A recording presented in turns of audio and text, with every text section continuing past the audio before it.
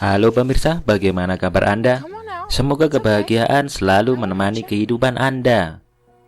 Hari ini saya akan mengajak Anda untuk menyaksikan alur cerita film, bukan untuk menyaksikan alur cerita kehidupan Anda atau alur cerita kehidupan saya, karena itu lebih menegangkan dari film horor yang pernah ada. Oke, tanpa berlama-lama mari kita masuk ke alur ceritanya. Yang belum like silahkan like dulu. Hitung-hitung menambah pahala karena menyenangkan hati orang lain, bukan begitu? Oke, mari kita langsung ke KTP. Maaf, TKP. Film ini dimulai dengan menampilkan dua orang bapak-bapak yang kelihatan jahat membawa semacam paket selundupan. Mereka naik perahu melewati rawa yang banyak buaya, dan sedang dibuka lowongan petugas yang tugasnya memandikan buaya. Apakah Anda berminat? Tiba-tiba perahu terhenti. Salah seorang bapak-bapak berinisiatif memperbaiki kerusakan perahu. Karena sok tahu, keduanya malah jatuh ke dalam rawa. Sekalian mandi karena dari pagi belum mandi. Kemudian kapalnya malah jalan sendiri tanpa sopir. Setelah berenang ke tepi rawa, mereka terkejut. Paket selundupannya malah sudah kosong. Diketahui mereka membawa anak singa dalam kandang. Namun singanya sudah pergi, nggak tahu kemana. Tinggal kandangnya saja. Mereka akhirnya mengikuti jejak kaki anak singanya itu. Kedua penjahat itu menghubungi seorang bernama Tuan Percy, orang yang nampaknya sebagai tujuan dari paket itu. Kemudian mereka meminta waktu 3 hari untuk membereskan paket itu dan mengaku ada masalah. Seperti hidup saya, hidup Anda, setiap hari banyak masalah. Di lain tempat, seorang gadis bernama Lena sedang jalan-jalan bersama Smithy, anjingnya. Hobi Lena ini memunguti sampah dan barang bekas di jalanan. Dia membuat sampah menjadi barang-barang hiasan untuk dipajang di studio pamerannya. Karena tingkahnya rada aneh dan Lena ini kadang sering gugup ketika berbicara. Teman-temannya banyak yang membuli Lena. Smithy kemudian berlari ke pinggir rawa dan Lena mengikuti. Disitulah mereka menemukan anak singa. Warnanya putih seperti salju. Lena kemudian mengajak anak singa itu ke rumahnya dan menaruhnya di gudang. Lena menamai anak singa itu dengan nama Snowball.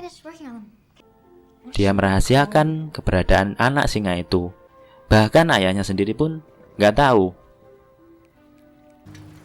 Suatu hari Lena pergi ke warung dekat rumahnya untuk membeli beberapa bahan makanan seperti tempe, sop-sopan, dan oki jelly drink penunda lapar. Ketika kembali ke rumah, Snowball ternyata sudah mengobrak-abrik barang di rumah. Lena tidak marah. Dengan sabar dia memandikan Snowball. Kalau saya yang jadi Lena, mungkin singanya sudah saya jadikan Rica-Rica. Teman Lena bernama Jack main ke rumahnya. Ayah Lena mengira itu pacarnya. Kemudian Lena menyuruh Jack berjanji untuk tidak memberitahukan siapa-siapa kalau dia memiliki anak singa. Lena sudah menghubungi beberapa kebun binatang, siapa tahu ada yang kehilangan anak singa. Ternyata tidak ada yang merasa kehilangan anak singa. Lena masih bingung mengapa anak singa itu bisa ada di rawa ya. Mungkinkah ada yang membawa ke sana? Jack kemudian sempat memfoto anak singa itu. Dan ketahuanlah sama Ron, temannya Jack yang suka membuli Lena. Ron akhirnya tahu kalau Lena menyembunyikan anak singa putih. Dan karena kepo, dia memaksa Jack untuk membawanya bertemu dengan anak singa itu. Jack akhirnya membawa teman-temannya untuk melihat anak singanya, Lena.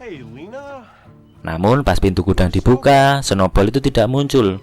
Yang muncul malah Smithy, anjingnya Lena. Teman-teman Jack kecewa dan pergi meninggalkan Lena dan Jack. Kedua penjahat yang mencari anak singa tadi akhirnya menemukan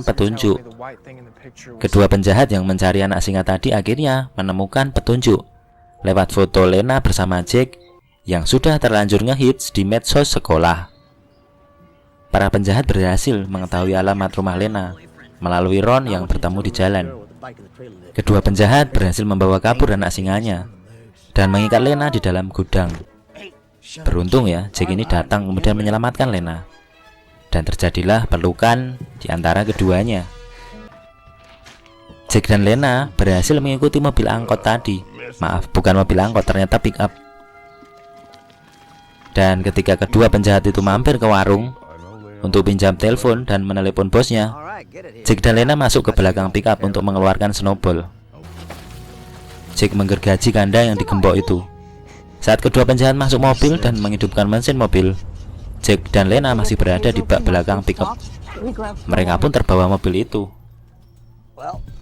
Sampai di rumah Tuan Percy, kedua penjahat itu kaget ya. Anak singanya sudah nggak ada.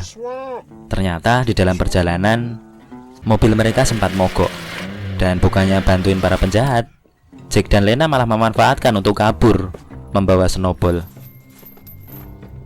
Kedua penjahat itu kemudian balik lagi untuk mencari snowball. Mereka berhasil menemukan Jack dan Lena.